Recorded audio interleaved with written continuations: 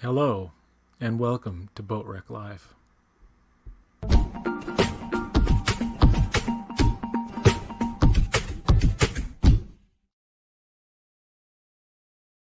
Today I will be taking a look at an article from Heavy.com that talks about the actor Andrew Moodie, who played a character in the second episode of the second season of Star Trek Discovery called New Eden. Basically, the title of the article is Former Star Trek Discovery Actor Dishes About Major Drama Behind the Scenes. Former Star Trek Discovery actor Andrew Moodie does not have great things to say about his time on the show. In an interview with Orville Nation streamed live on June 28th, Moodie claimed that the Discovery production team was terrorizing, quote, the cast and crew of the show. He called working on the show one of the worst experiences of his career. Though Moodie was careful not to mention names or specifics, he described what he said was the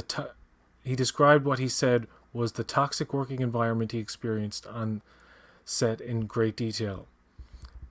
That's the video there, which I will play a clip from PJ's channel, Orville Nation, after I read this article, but this is good.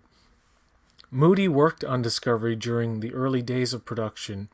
He appeared in one episode in the second season of the show in 2019. Moodie claimed that the drama within the production team and turnover in the writer's room made the set a very uncomfortable place to work. He said in the Orville Nation interview, "I could tell the crew and the cast were traumatized by a production team and a writer's room that were in constant flux, and the power dynamics where you could just tell that they felt threatened. Eventually, the producers of Star Trek threatened me, and I was just like, I don't care." Moodie said things only got worse when one of the showrunners left and another took over. Though he was careful not to give names, it's very likely that he was referring to the transfer of power to current showrunner Alex Kurtzman. The showrunner was fired, he says, and then there was a new showrunner, and then they wanted me to redo my entire performance because the new showrunner didn't like my acting. You can just tell that something happened. So the new people at the head of Star Trek, whoever's running it now, the crew, they're just terrified of whoever's running it now. Whoever's running Star Trek now is running it with an iron fist. Moodie went on to claim that the current production team is terrorizing those people. I don't mean to laugh. It's just, it's totally believable to me. So I've always said, I don't mean to editorialize here, but I'll get back into the article. I've always said it's a top-down problem. I appreciate the people working on the show, the actors, the crew, who they put in such hard work and dedication, and they're not all there just to get a paycheck. Some of them really want to do well. And it's like a top-down problem why it doesn't seem quite right, these new shows, that you can tell there's an element of effort that's really trying to shine through, but it's being held back somehow by I don't know if it's micromanaging on the producer's part or whatever it is.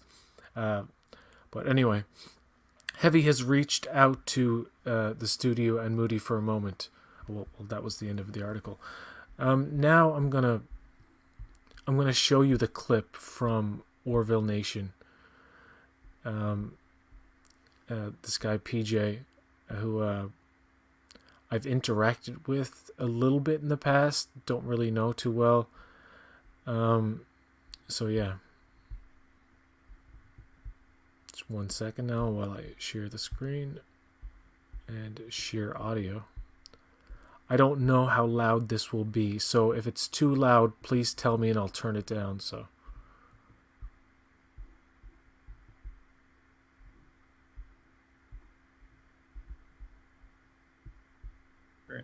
Dude, like literally, I need to get the secret sauce that you created because Dark Matter is one of the few sets of any of any genre that I've done over 30 plus years it's the best set I've been on. There was one episode where the director just wanted to play music, so he was playing some rock and roll music, and everybody was jamming and stuff, and and even though there was a time crunch, he was like, "There's always a time crunch. It's okay.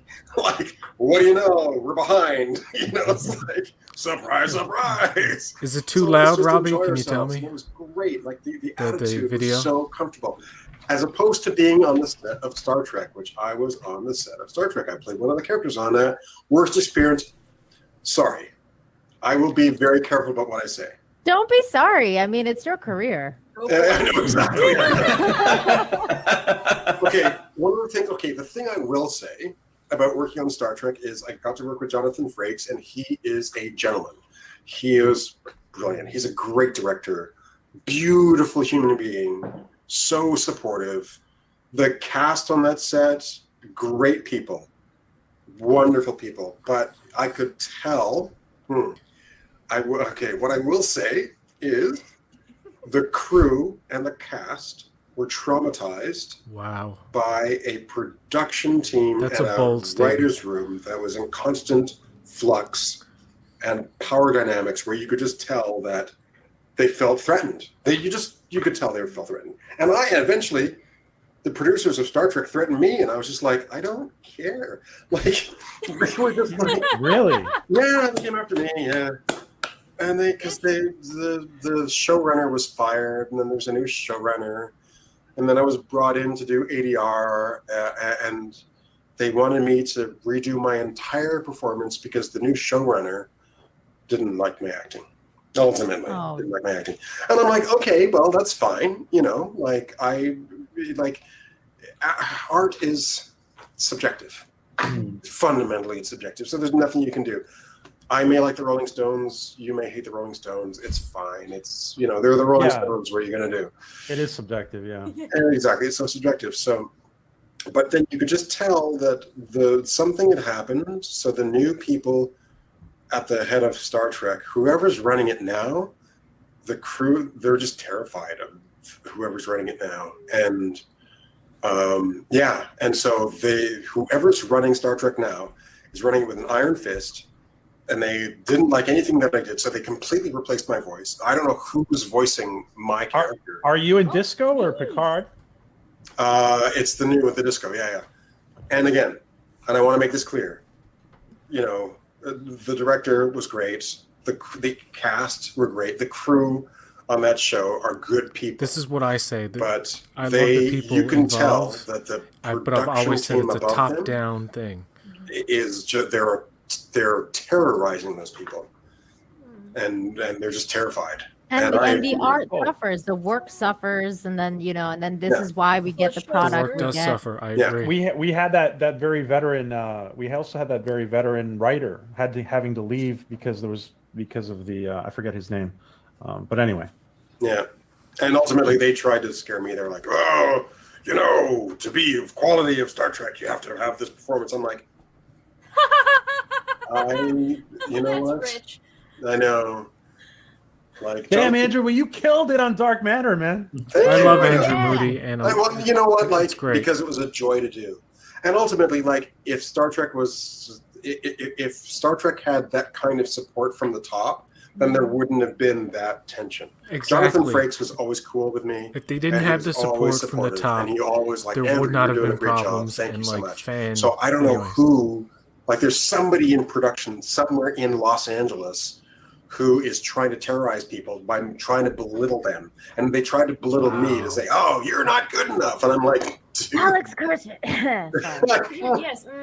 I'm not did I say anything? I'm not saying anything. No, not at all. Maybe you're right. Guys, I have to. Can I say anything? No. I have to bring in a guest, and he's Jeff Beeler. You super chatted a question, but I'm going to let you ask that directly to Joe and Andrew.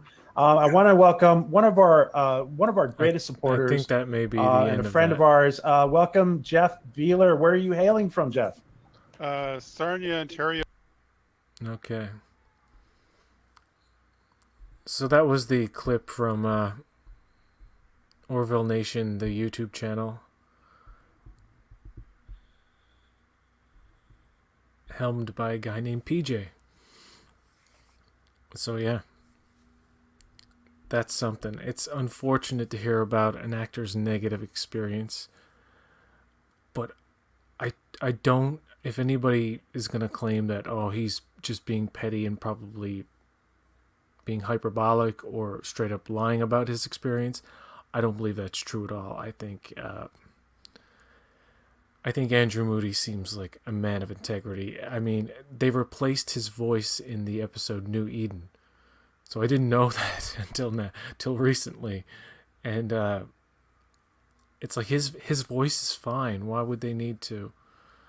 And he doesn't know who replaced him. He doesn't know the voice actor that took over, did the additional dialogue recording, and yeah, it's strange how I've had the feeling that, you know, I respect the crew and the cast, and, you know, the writing part, I don't know what's going on there. Like, I criticize the writing, but like, is it the right combination of writers in a writer's room, or is it somebody from the top constantly stifling the creative ambitions of some of the more creatives, the directors? And like you said, Jonathan Frakes was cool. The cast was great, and it's just like there was tension, and that's nothing new in Trek. Look back at the first 2 seasons of Star Trek: The Next Generation, and there's a lot of drama in Trek before, but I just want from a producer standpoint, from a very, like, Kurtzman, Heather Caden, and all the 17 or 1800 producers that are on there, they have to just hire the right people and allow them to be creative. That's all. And anyway, thanks for watching, everyone, and I really appreciate you guys coming and listening to me rant about this. I mean, it's a negative thing, and I'm not meaning to, like, be a basher of the show, but like I've said myself, yeah, I think it's a, you know, it's the top, it's the people who are really in charge that can possibly maybe be too overbearing, or I don't know. I just want it to be better, and hopefully Akiva Goldsman, for whatever anybody thinks of him, I mean, he did do great work with A Beautiful Mind and stuff like that, but he, I hope he's allowed to go buck wild with his creative ideas if he truly does have this real passion for a show about Pike and the original Enterprise crew, and not have somebody tell him, no, you can't do this, no, you can't do that. I think Prodigy and Strange New Worlds are going to be the litmus test for whether I bow out in the next couple of years, because I want, like, truly good, like, prestigious Trek that, like, it's niche, but it's, like, respected by the general public as well, even if maybe they're not completely into it. Yeah. Earl Grey Trekkie says, yep, because he seems to have that passion. I assume you're talking about Goldsman, who, iffy on like everybody else. I don't, usually I'm going to praise people who have, like, a consistently entertaining or satisfying body of work that I've experienced. Like, Terry Metalis for Picard Season 2 may be a good thing. Mark Bernardin is involved in that too, so that gives me hope. And in terms of, like, this actor, Andrew Moodie, and his experience, I like the way he didn't bash he didn't get into this bashing of the shows like it's crap, and because I've had this negative experience, it's all bad now, and I'm gonna bash everybody. He made it a point to say that and be vague enough about it where he's not making specific outrageous claims or serious claims, I should say. Trying to be diplomatic. He doesn't reveal whether he's talking about Kurtzman or not, but many people assume, but maybe it's him and other people, but maybe it's like, I don't know. I'm not one of these Kurtzman should be fired things. I just think he needs to take criticism, and maybe he needs to look at this video or like find out about it and listen to Andrew Moodie, and probably, if it's true, like say, maybe I need to re-examine my approach. And I don't know who he was talking about. It's very clear that there was drama that affected the creative team, affected the writers, I think, at this point. I didn't really know too much about what the writers were doing, whether they were good or not. I can't tell, and it's a troublesome thing when you have all these talented people who are obviously there and doing their best and working these ridiculous long hours and putting all of this work. That's why I get a little bit irritated when people talk about this show is lazy. I'm like, it may seem that way, but everybody's trying. It's just that sometimes studio interference can be a wonderful thing and make course corrections for the absolute better of whatever they're doing, but it can be a big hindrance. So let's see going forward. I mean, we're going to get Lower Decks season 2 and Prodigy and Discovery. Is it going to be any better, or is it just going to continue to be okay in my mind? I know I love Lower Decks more than any other new Star Trek show. I think I'm going to like Prodigy. God, Strange New Worlds. That's a show that will absolutely break my heart if it's Picard level bad or Discovery level okay. So it has to be fucking good. Or I'm not gonna be like, I'm not gonna watch it if it irritates me. If Picard season 2 is a dumpster fire, I'm still gonna watch every episode and probably bitch about it, but at the same time try to find some kind of ray of hope in there. So anyway, thank you so much. I think I've ranted long enough. Until next time, folks, live long and prosper.